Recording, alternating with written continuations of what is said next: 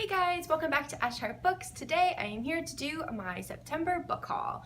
So in September I bought a decent amount of books, but I didn't spend a ton on them because most of them are from either my used bookstore where I had trade-in credit, or I got some of them from Goodwill, and then I got some of them with gift cards. So I didn't spend a ton, but there are quite a few to get through.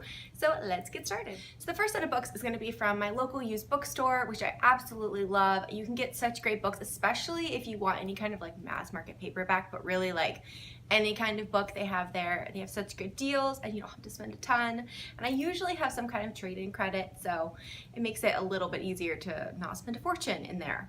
So the first three books that I got from there are three books in the continuation of the Bridgerton series from Julia Quinn. That would be The Viscount Who Loved Me, Romancing Mr. Bridgerton, and An Offer from a Gentleman. I have read this one already. I haven't read the other two. So this, if you watch my previous video, you'll see that I started the Bridgerton series by Julia Quinn last month, and I really liked it. So I wanted to go ahead and pick up a few more. I liked the second one as well, although I'm not gonna lie, I kind of skipped to the third one. I'm gonna go back and read the second one, but the third one, the brother in that one just really intrigued me. So, and I think it's okay to read them out of order. So anyways, the next book I got there was A Discovery of Witches by Deborah Harkness. I just finished this book and I loved it. So I was reading this with a friend of mine who also wanted to read it, and oh my gosh, I'd seen this book around for years. It's not a new book. I think it came out in like 2010 or 11. So it's, you know, a few years old now, but I adored it. It was a little slow going. You'll hear more about it in my wrap up, but oh my gosh, if you guys like paranormal, but also history in that, definitely pick this up. I highly recommend, and it's gonna be a TV show, so get on. The next book I got was The Iron Worm Affair? Worm Affair? I have no idea how to say that word. The Iron Worm Affair. If you know how to say it, let me know. By Lilith St. Croix. I know very little about this book other than it's steampunk set in, I believe, London. I've never read much steampunk, but I like history and I love historical romances, and I like kind of that kind of odd element to books, so I think I might like some steampunk, and this one came highly recommended on Goodreads and things like that, so I thought I'd give it a try. Next one I got was The Dark Unwinding by Sharon Cameron. I've already read this and I really liked it. I think I talked about it in one of my other videos. I'll talk about it more in my wrap up. It was really good. It wasn't the best historical I've read, but it was good for a YA book, if that makes sense. Not that YA books aren't good, but I felt like it didn't have as much depth as it could have had, but it was a really interesting storyline. It had a really atmospheric setting, and it really did suck you in, so I'll talk more about it, but I really liked this. This has some steampunk aspects as well, but not that many. So the last book I got from my used bookstore is Nevermore. This is kind of an older book. Not older, but I know it's been out for at least a few years. And when it originally came out, I know it made its rounds on BookTube because I remember seeing it around. But I never really picked it up, and for some reason when I was at the bookstore I just had this like urge to pick it up. It's by Kelly Craig. It has something to do with Edgar Allan Poe, and that's kind of all I know. It sounded really creepy. I've been in the mood for like some creepier books, and I didn't own very many because typically I'm not like a horror person, but I don't know, this year I've just really been into like horror or witches and stuff like that. Not horror, witches or creepy. So if anyone has read this book and they liked it or they didn't like it, let me know down below. I know it's a YA, I know it's set in high school, I know that this guy has some like secrets about him, and then there's like a girl who's a cheerleader. I don't know, it could be really cliche, but I'm hoping it might be good. The next couple of books are ones I got from Books A Million. I just went by there randomly one day when I was out, and it's not a place I go that often because I kind of prefer Barnes & Noble, but they do have a really good like clearance section, and you can get some really good finds there. So the first two I got were two historical romances, and that's The Rogue Not Taken by Sarah MacLean. So I've never read anything by Sarah MacLean, but a lot of people say that she has really funny characters, really feisty, kind of similar to like a Tessa Dare, who I really enjoy. And I just love this, like, I just feel like her her titles are really funny, like the Rogue Not Taken. I just find that really funny. So anyways, I picked up one of her books. This is the first book in her, what's it called? Scandal and Scoundrel, a series. And I believe this is her series that she got inspired by like TMZ. So it's like historical TMZ, and I just found that really funny. So I'm going to give it a try. The next one is Lord of Wicked Intentions by Lorraine Heath. Lorraine Heath's definitely like a classic romance author, and I haven't read anything by her before, so I don't know. I liked the cover. It looks fun, and I really don't know anything about this. I mean, not much at all, other than it's historical romance, so I'll check back when I read it. And the last one I got from there is Victoria by Daisy Goodwin. I love the Victoria TV show. Love it so much. It's so good. If you guys like historical dramas, or if you're addicted to them like me and you love like royalty, definitely check out. It's on BBC, but we get it in America on PBS a few months afterwards. The second season is airing over there in England right now.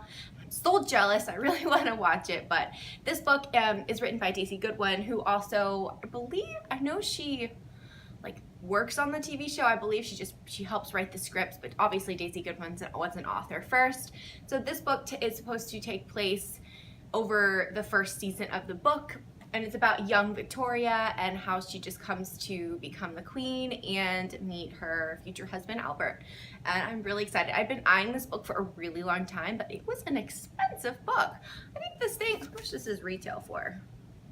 Yeah, $26.99. I was not paying that, but this one I got on sale for $6.97. So thank you, Books A Million dollar section. The next few books are from Goodwill or Salvation Army. So I had never really bought books from there before because you can't always find like YA books. So when I was a little bit more into YA, it was difficult to find those, or you know, other books that you really want, you might not be able to find at a Goodwill or a Salvation Army. But I was in there looking for an outfit for an event I'm going to, and I looked at the book section and they had some like really good classic like romances. Like these are straight up, you know, regular historical romances, and I'm so excited to have them.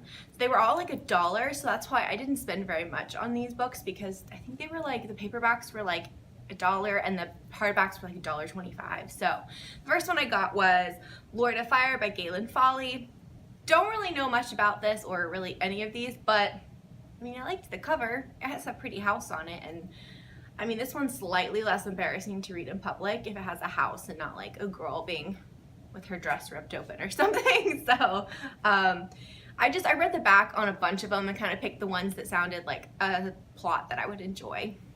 The next one is The Heir by Johanna Lindsey. I know Johanna, is it Johanna? Johanna, I think. Lindsey is, again, one of those classic romance authors, and I felt like since I've always loved romance, but I usually read more contemporary, so since I've been getting really into historicals lately, I figured I should pick up some like classics. And again, a nice house, so you know, I can read it in public. The next couple are just some hardbacks that I got from Goodwill as well. The first one is another Johanna Lindsey, and that is The Joining. I don't know much about this, but I really liked the cover. This blue is my favorite color blue, and the pink looks so pretty. I really liked it. But yeah, they had these really nice hardcovers for like $1.20, and I'm like, yes, please. The next one is Shadow Music by Julie Garwood.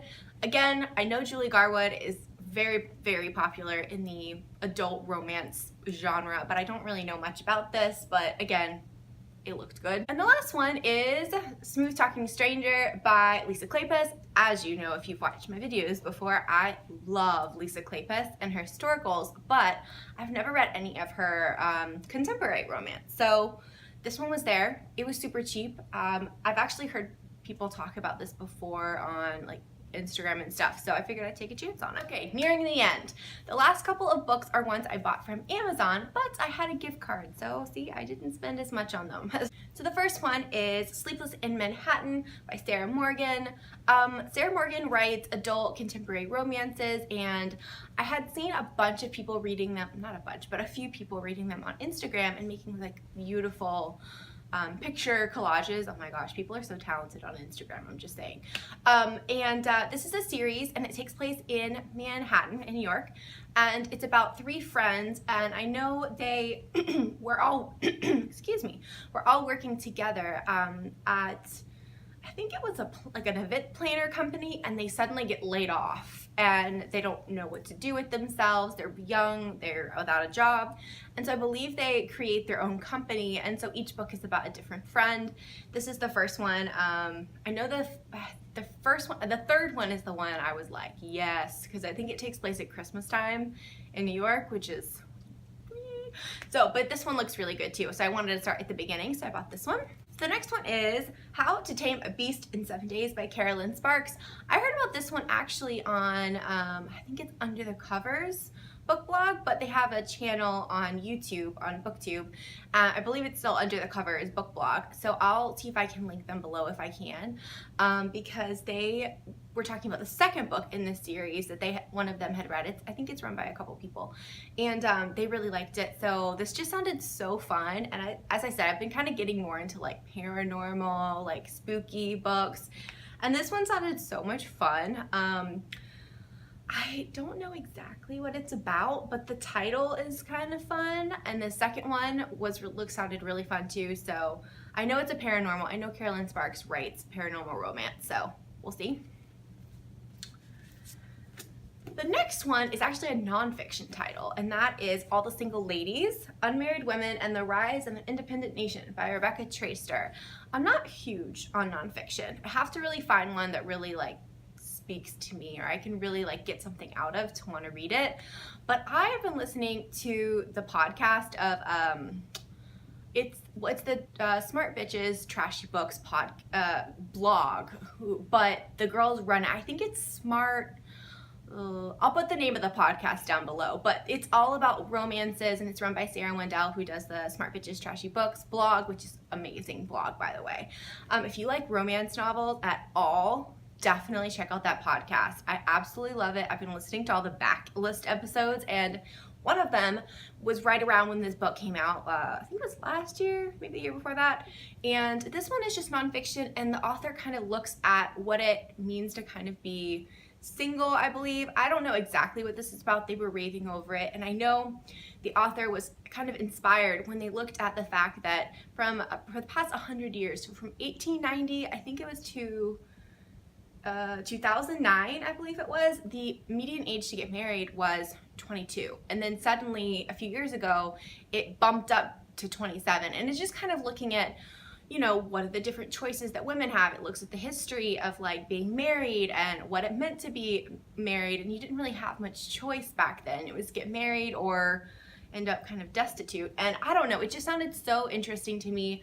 And it's not in any way saying you shouldn't get married. The author, I'm pretty sure, is married. Like, they're all for marriage. It's just kind of looking at, you know, now that women spend, you know, a significant time of their adult life, at least 5 to 10 years, single, it's a different picture than getting married when you were 18.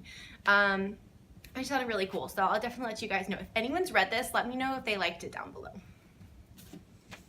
And the last book I got was An Enchantment of Ravens. This is a YA fantasy that came out recently. It's been on my kind of like charts to look for a while, and it looks really good. It's by Margaret Rogerson.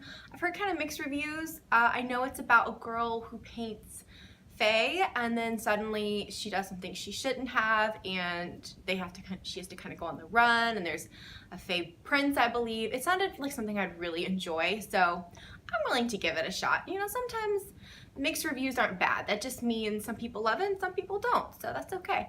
It is a lot smaller than I thought. Like, that's kind of small for a fantasy novel, and I think it's a standalone. Does anyone know if this is a standalone? Let me know down below, but I'm excited to get to this. I might read this next. Hey guys, so sorry that was a little bit longer than I intended, but those are all the books that I got in September. Please let me know if you have read any of these and you liked them, or if you're interested in reading any of them. I'd love to know.